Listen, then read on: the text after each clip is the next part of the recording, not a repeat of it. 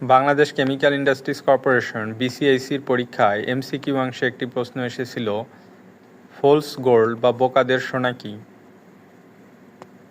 তো fools gold বা বোকাদের সোনা বলতে মূলত বোঝানো হয় পাইরাইটসকে। রাসায়নিক নাম হচ্ছে আয়রন ডায়াসালফাইড এবং সংকেত হচ্ছে FeS2।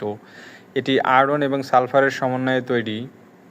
এর বর্ণ দেখতে অনেকটাই স্বর্ণের বর্ণের মতো উজ্জ্বল হলুদাভ। এ কারণে অনেকেই প্রথমে দেখতে না পারে এটিকে সোনা মনে করে এবং ভুল করে, তাই অনেকেই এটিকে ফুলস গোল্ড বা বোকাদের সোনা বলা হয়।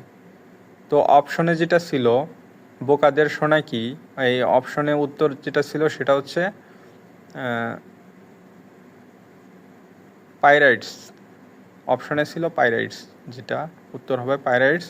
আয়রন ডায়াসালফাইড ছিল না, FeS2 ছিল না, পাইরাইটস নামটি ছিল। তো সুতরাং আমাদের তিনটা নামই জানতে হবে: আয়রন ডায়াসালফাইড, FeS2, রাসায়নিক সংকেত এবং পাইরাইটস।